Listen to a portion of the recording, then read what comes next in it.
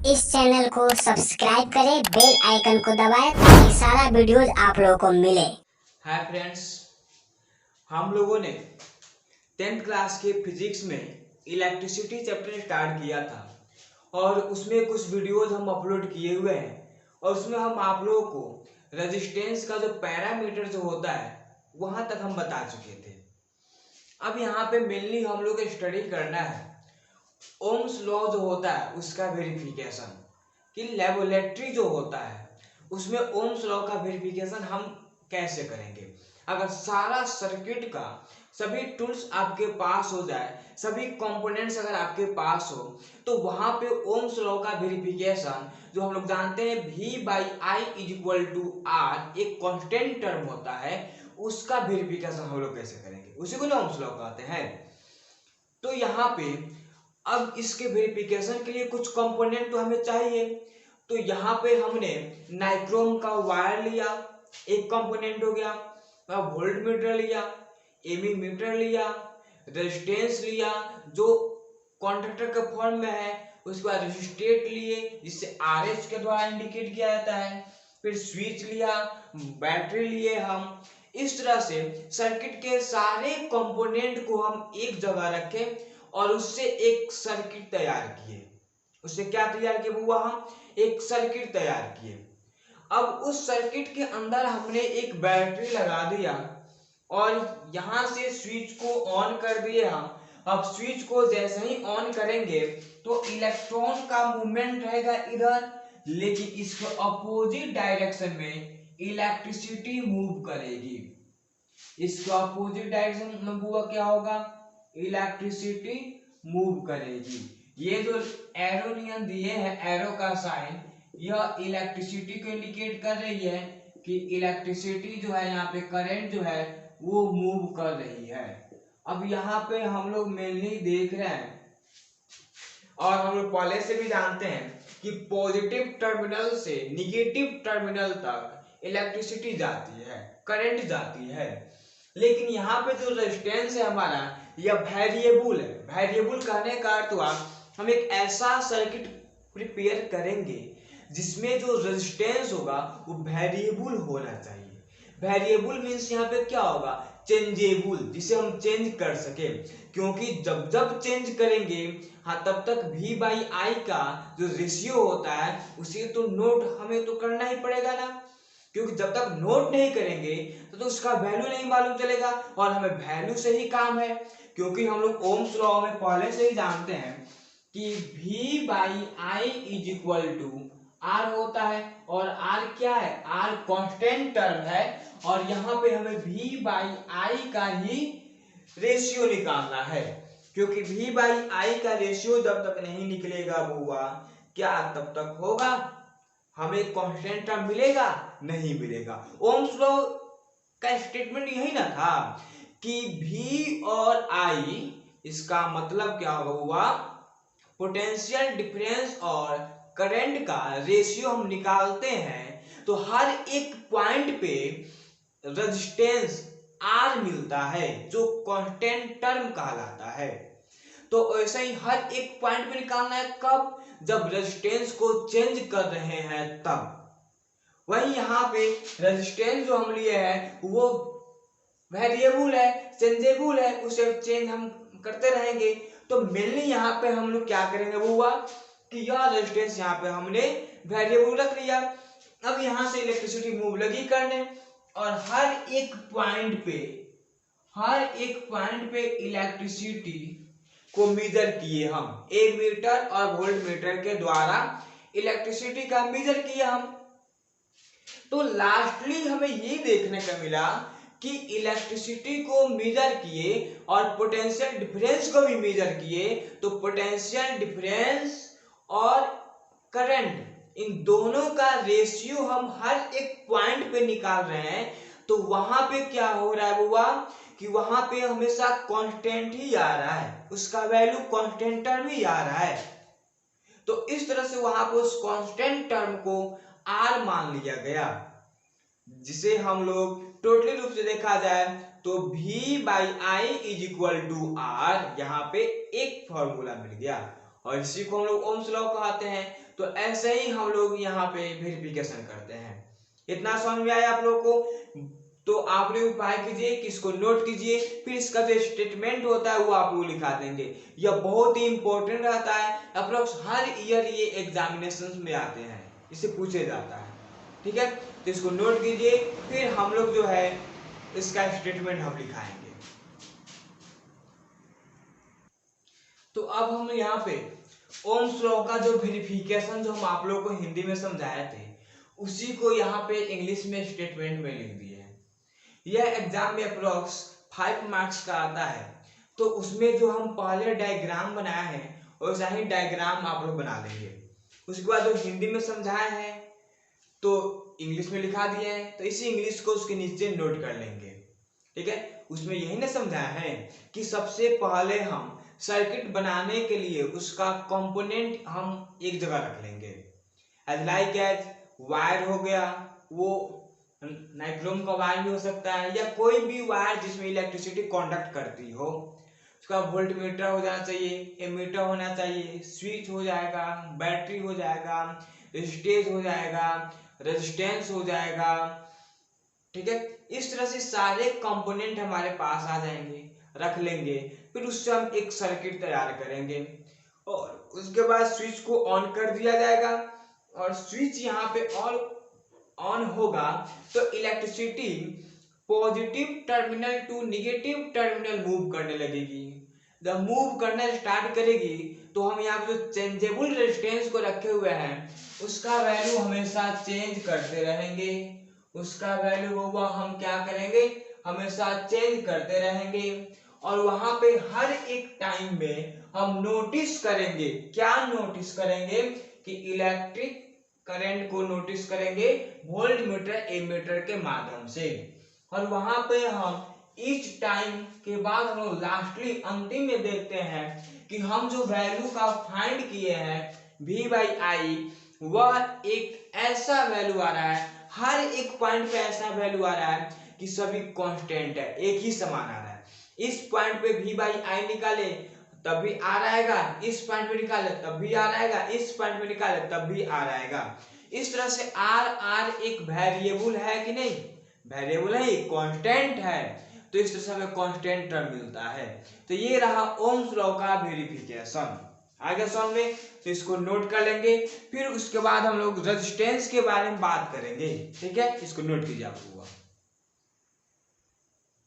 अब हम लोग यहाँ पे रेजिस्टेंस जो होता है उसको हम कैसे कैसे लगाते हैं ये जानेंगे। तो रेजिस्टेंस को लगाने के लिए हमारे पास दो नियम है, एक तो या तो सीरीज में लगाएं या तो पैरेलल लगाएं। तो हम लोग यहाँ पे टॉपिक बनाएंगे कॉम्बिनेशन ऑफ रेजिस्टेंस। रेजिस्टेंस का कॉम्बिनेशन, उसका सीक्वेंस कैसे रखते हैं हम। तो यहाँ पे पहला सीक्वेंस, पहला कॉम्बिनेशन होता है सीरीज कॉम्बिनेशन। इसका मतलब सीरीज लगाते हैं। सीरीज का अर्थ होता है एक ही लाइन में, एक ही स्ट्रेट लाइन में लगा देना, वो सीरीज कहलाएगा। सीक्वेंस में होना सीरीज कहलाएगा। दूसरा क्या होता है पैरेलल कॉम्बिनेशन। इसका मतलब एक के ऊपर एक, एक के ऊपर एक, एक के ऊपर एक, बीच का डिस्टेंस जो होना चाहिए सेम होना चाहिए। इतना समझ गया आप लोग। अब यहाँ पे हम लोग सबसे पहले सीरीज कॉम्बिनेशन के बारे में स्टडी करेंगे। तो सीरीज कॉम्बिनेशन जो होता है ना, तो उसके अंदर जो करंट जो जाती है वह एक बराबर जाती है। जितना भी रेजिस्टेंस रहेगा सभी में करंट जो होगा इक्वली डिवाइड हो जाता है, एक ही बराबर जाता है। लेकिन जो रजिस्टर जो होते हैं उसका वोल्टेज जो होता है वह डिफरेंट होता है। जो फर्स्ट पे रहता है उसमें ज्यादा होता है, जो सेकंड में रहता है कुछ कम होता है। आप लोग देखते होंगे कि एक लाइट यहाँ पे हो और एक लाइट उधर कहीं 1 किलोमीटर के रेंज में हो। ठीक है, तो अगर यहां से हम इलेक्ट्रिसिटी दिए तो इसमें लाइट पहले आएगी, उसमें लाइट बाद में जाएगी। इसमें करंट पहले आएगी, उसमें करंट बाद में जाएगी। कुछ समझ में आ रहा है आपको? क्यों? क्योंकि डिस्टेंस हो गया। तो जितना ही डिस्टेंस पे रहेगा रेजिस्टर उतना ही वोल्टेज डिफरेंट जाएगा, कम जाएगा। आ गया समझ में? अब यहाँ पे इसे हम डायग्राम से समझते हैं। जैसे ये मान लेते हैं कि ये वायर हो गया, इसमें हमने एक बैटरी लगा दिया, और आप लोग जानते हैं बैटरी के बारे में हुआ, और यहाँ पे एक स्विच लगा दिए, और ये हो गया। अब एक रेजिस्टेंस यहाँ पे लगा दिए, हो गया एक रेजिस्टेंस जो है, फिर हमने यहाँ पे लगा दिया, फिर एक रेजिस्टेंस जो है हमने यहाँ पे लगा दिया। इतना समझ में तो आ गया होगा आप लोगों को। अब चलिए, अब क्या करेंगे हम कि इस वायर को इस वायर से मिला देंगे। ये पॉजिटिव चार्ज हो गया, निगेटिव चार्ज हो गया। ये रेजिस्टेंस को हमने R1 मान लिया, इस रेजिस्टेंस को R2, इस रेजिस्टेंस को R3 मान लिया। अब देखिए, अब वोल्टेज भी तो होगा, यहाँ पे वोल्ट भी तो होगा, तो यहाँ पे हर एक रेजिस्टेंस का अपना अलग अलग वोल्ट होता है कि नहीं। तो आइए, इस रेजिस्टेंस का V1 होगा वोल्टेज, इस रेजिस्टेंस का V2 वोल्टेज होगा, फिर इस रेजिस्टेंस का V3 वोल्टेज होगा। आगे समझ में आप लोगों को। हर एक रेजिस्टेंस का अपना अलग अलग रजिस्टर वोल्टेज होते हैं। इतना समझ गए आप लोग। अब स्विच को हमने ऑन कर दिया, इलेक्ट्रिसिटी आई यहां से मूव करना प्रारंभ कर दी। यह क्या जारी हुआ, यह आई इलेक्ट्रिसिटी यहां से मूव कर रही है। कुछ समझ में आ रहा है आप लोग? हो गया, ये इलेक्ट्रिसिटी यहां से क्या की, मूव की। अब यहाँ पे हम लोग रेजिस्टेंस की बात करते हैं, तो रेजिस्टेंस जो है वो सीरीज में है, ठीक है।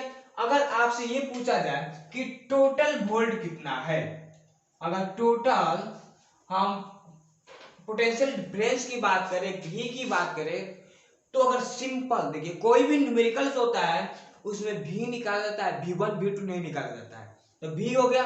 अब V का वैल्यू हम कैसे निकालेंगे, अगर एक सर्किट में एक से अधिक V दिया रहे तो उन सभी V को ऐड कर लेंगे, वो आपका V आंसर हो जाएगा। तो यहाँ पे V, तो एक तरह के V नहीं है, 3 ठो V है, तो V इज इक्वल टू क्या होगा, V1 plus V2 plus V3।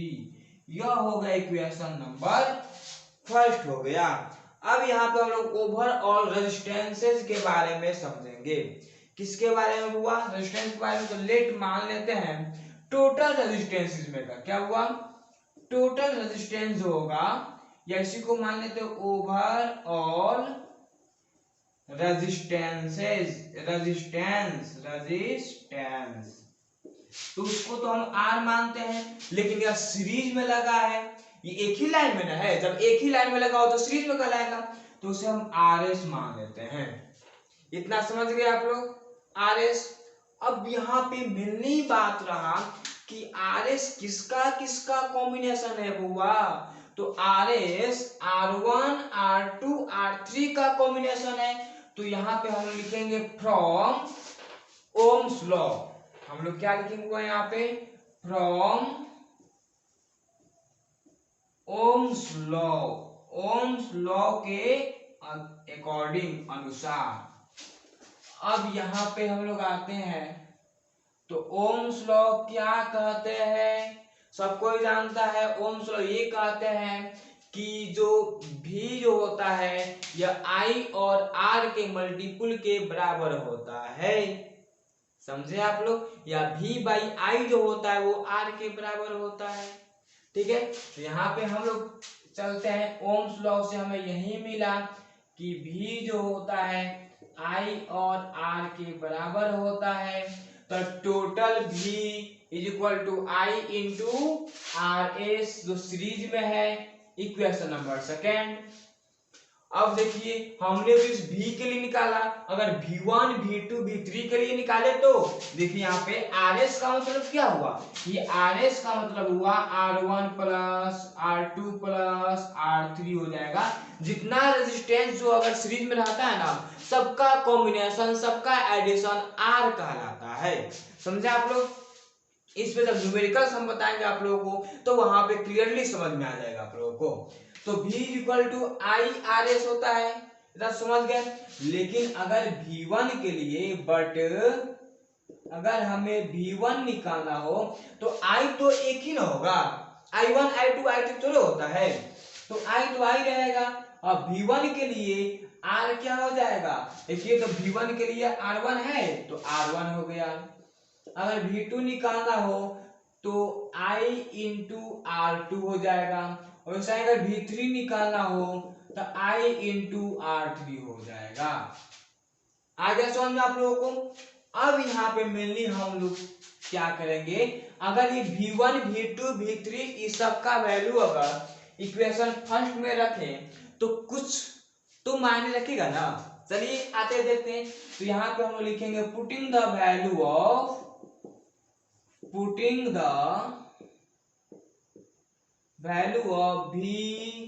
V1 V2 and V3 in equation first.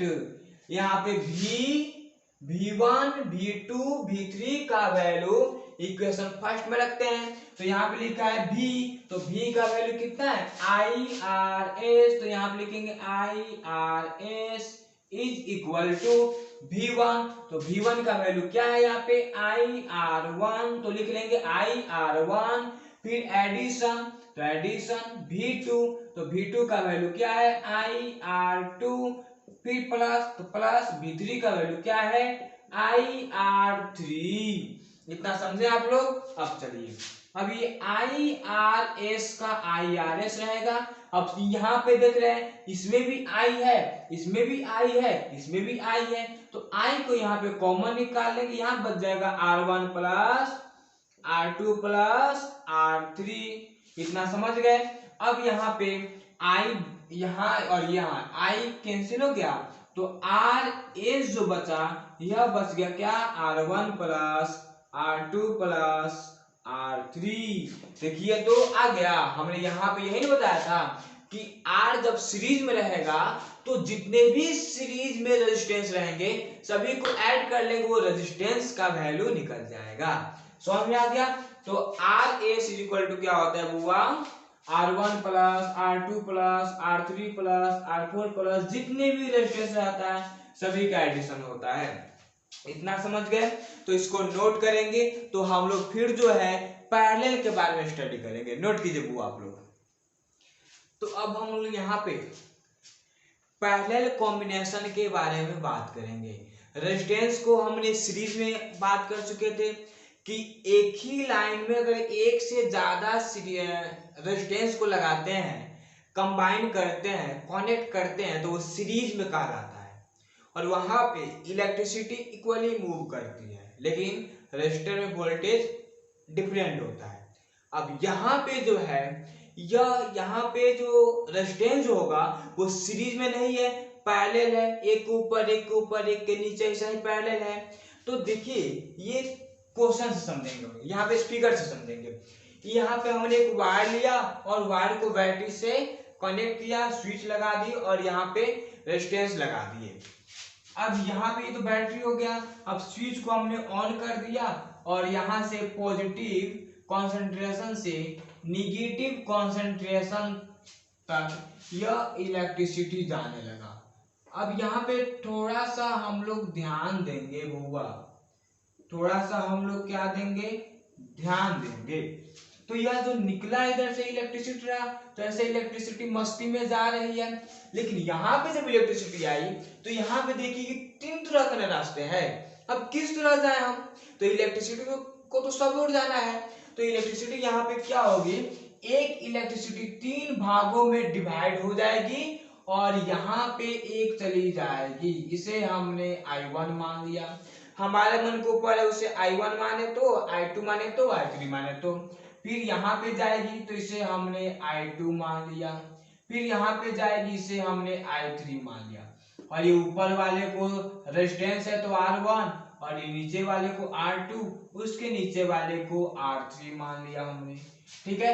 फिर यहाँ पे आया तो ये I1 आएगा, फिर I2 होगा, फिर I3 होगा। I से क्या होता है, करंट होता है। इलेक्ट्रिसिटी यहाँ से निकली तो यहाँ तक पहुंची, तो यहाँ से तीन रास्ते निकले हुए हैं, तो वह इलेक्ट्रिसिटी तीनों रास्तों के माध्यम से जाएगी। तो एक इलेक्ट्रिसिटी कितने भाग में बटेगी, तीन भाग में। और रेजिस्टेंस होता तो और ज्यादा भाग में बढ़ती। तो यहाँ पे 3 भाग में बढ़ती, इसका मतलब तीनों करंट को ऐड करेंगे तो इस आई के बराबर होगा कि नहीं, होगा बराबर। जैसे मेरे पास 5 उंगली है, इसको 5 रास्तों पे भेज देते हैं, लेकिन फिर यह जब एक पास आएगी तो 5 ही ना होंगी, सेम वैसा ही है। अब चलिए, तो ये आई यहाँ पे, फिर ये इलेक्ट्रिसिटी यहाँ पे आती गई। इतना समझ में आया। तो यहाँ पे हम लोग बात करते हैं आई जो होगा इलेक्ट्रिसिटी, I1 I2 I3 इन तीनों का एडिशन या करंट कहलाएगा, आई कहलाएगा। लेट माने तो ओवर और रेजिस्टेंस, तो यहाँ पे रेजिस्टेंस को R से इंडिकेट करते हैं, और ये सीरीज में तो है नहीं, पैरेलल में है, तो इसे हम लोग RP मान लेंगे। अब यहाँ पे ओम्स लॉ के माध्यम से हम लोग जानते हैं V equal to IRP, I into R, तो R यहाँ पे P है, पैरेलल है, तो यहां से या करके हम निकाल सकते हैं I, तो I is equal to V by RP। यह हो गया इक्वेशन नंबर सेकेंड। अब यहाँ पे हम लोग I1 I2 I3 का वैल्यू निकाले हम, क्योंकि हमें I1 I2 I3 ना चाहिए। चलिए देखते हैं। तो यहाँ पे I1 इज इक्वल टू क्या होगा, यहाँ पे V जो होगा पोटेंशियल डिफरेंस वो एक ही होगा, कोई चेंज नहीं होगा, बस इसका जो करंट आएगी उस करंट में चेंज होगा I1 I2 I3, क्योंकि यहाँ से I ही ना अलग अलग डिवाइड हुआ है, तो I तो चेंज होगा ही सिंपल में। तो I1 इक्वल टू क्या होगा, V का V होगा, और RP जो है, यह RP कौन, R1 R2 R3 ना है, तो यहाँ पे I1 equal to V by R1, और I2 निकालना होगा तो V बाई R2, अगर I3 निकालना होगा तो V बाई R3। अब यहाँ पे फिर हम I1 I2 I3 का वैल्यू अगर इक्वेशन फर्स्ट में रखे तो यहाँ पे क्या लिखेंगे, putting the values of I, I1, I2 and I3 in equation क्या हुआ फर्स्ट में I कह रहा है, तो I का वैल्यू अभी हमने यहाँ पे लिखा है V by RP is equal to I1 कह रहा है, तो I1 का क्या होगा V by R1 plus I2 का V by R2 plus R3 का I3 का तो V बाई R3। अब यहाँ पे ये V बाई RP हो गया, और यहाँ पे सभी में V है कि नहीं, तो V को कॉमन निकाल लेते हैं, तो यहाँ पे बच गया 1 by R1 plus 1 by R2 plus 1 by R3, V से V कैंसिल। अब यहाँ पे क्या बच गया, 1 by RP is equal to 1 by R1 plus 1 by R2 plus 1 by R3। यह निकल गया रेजिस्टेंस निकालने का फॉर्मूला। अगर रेजिस्टेंस सीरीज में रहता है तो वहां पे अगर आप लोगों को रेजिस्टेंस निकालना हो तो जितना जितना रेजिस्टेंस दिया है सिंपल में ऐड कर देंगे, सीरीज में रहेगा तब। अगर ये कहता है when 3 resistances attach in a series circuit, तो 3 रेजिस्टेंस का जो वैल्यू दिया है सिंपल में ऐड कर दो, निकल जाएगा RS। लेकिन RP जो होता है उसका वैल्यू निकालने के लिए जो पैरेलल में लगे रहते हैं वो 1 बाई समथिंग समथिंग करके उसको निकाल लेते हैं। ऐसे 3 5 6 दिया है तो 3 नहीं ऐड करेंगे, 1 बाई 3 कर देंगे, अपोजिट कर देंगे। 5 दिया है तो 1 बाई 5 हो जाएगा, 6 दिया है तो 1 बाई 6 हो जाएगा। ऐसे हम उसको ऐड करते हैं, तब हमारा RP निकलता है। तो आगे समझ में इतना, तो इसको आप लोग नोट कीजिए। इस तरह से हम लोगों ने पैरेलल और सीरीज इन दोनों में कनेक्ट जो होता है रेजिस्टेंस उसके बारे में हम लोग जाने, इसको नोट कीजिए वो आप लोग। तो हम लोगों ने इतना तो स्टडी किए, अब यहाँ पे समरी के बारे में अब समरी पढ़ लेंगे। इसका मतलब जो न्यूमेरिकल्स जो बनेंगे, इसी जो फॉर्मूला जो लिखाए हुए हैं इसी पे सारे न्यूमेरिकल्स बनेंगे। जो इतना थ्योरी हम आप लोग पढ़ा है उन सभी का थ्योरी जो है, उन सभी थ्योरी का जो ऑब्जर्वेशन निकलता है, रिजल्ट निकलता है, वही रिजल्ट है बस। तो तो न्यूमेरिकल्स बनाने के लिए बहुत ही इंपॉर्टेंट है। तो अगर v निकालना हो तो v का फॉर्मूला होता है i इंटू आर। अगर r निकालना हो तो r का फॉर्मूला होता है v बाई आई, जो कांस्टेंट होता है। अगर i निकालना हो तो फॉर्मूला होता है v बाई r। अगर r निकालना हो तो rho into L by A. अगर r रेजिस्टेंस निकालना हो तो rho into L by pi r square. Area के जगह पे अगर सर्कुलर होगा तब। फिर अगर रो है तो रो निकालना हो तो r into A by L. अगर सीरीज में रेजिस्टेंस है वो निकालना हो तो R1 plus R2 plus R3 ऐसे ऐसे ये इनफाइनाइट तो चला जाएगा। ठीक है, R3 यहाँ पे RN लिख दे रहे हैं प्लस RN हो जाएगा। ठीक है, और वैसे ही RP अगर निकालना हो तो ये भी ऐसे ही इनफाइनाइट जाएगा और यहाँ पे RN हो जाएगा। जितना भी हो उसको ऐड कर देंगे, निकल जाएगा। फिर यहाँ पे यूनिट शुरू होता है, रेजिस्टेंस का ओम होता है, पोटेंशियल डिफरेंस का वोल्ट होता है, करंट का एम्पियर होता है और रो का जो रेजिस्टिविटी है उसका ओम मीटर होता है। इस तरह से हम लोगों ने रेजिस्टेंस के बारे में जाना और ये रहा हम लोगों का पूरा स्टडी मटेरियल्स। 12:33 हो गया बुआ। तो अभी हम 12:33 नाइट में वीडियो रिकॉर्डिंग कर रहे हैं। देखिए लोग समय इसमें आपको दिखाई नहीं दे रहा है, नहीं दे रहा होगा शायद। हाँ देखिए लोग 00:34 आ रहा है, दिखा रहा है। तो 00 बजता कब है? मिडनाइट बजता है। ठीक है, तो हम जिस तरह से मेहनत करके वो आप लोगों के लिए वीडियो बना रहे हैं और अपलोड हम कर रहे हैं, वैसे ही आप लोग भी मन लगा के स्टडी कीजिए लोग और अच्छा से नोट्स बनाइए लोग और हर एक क्वेश्चन को सोल्व कीजिए लोग। जो नहीं आ रहा है उसे कमेंट में लिख के सेंड कीजिए लोग। आज उसका आंसर नहीं देंगे, कल आंसर देंगे, कल नहीं देंगे, एक दो दिन के बाद ही देंगे, लेकिन आंसर जरूर देंगे बउआ हम। ओके, और फेयर कंप्लीट आप लोग करते रहिएगा। आप लोग के छोटे भाई बहन हो या आप लोग के भैया हो या आप लोग के दोस्त हो या आप लोग के संबंधी सगा संबंधी हो जो 9th में हो या 10th में हो या 11th 12th में हो, तो उनसे बोलिएगा कि न्यूटन साइंस इंस्टीट्यूट यूट्यूब पर सर्च करें, उस चैनल को सब्सक्राइब करें और घर बैठे फ्री में 1 by 1 करके सभी वीडियोज पाएं और उससे स्टडी करें। Okay, good night dears and good morning.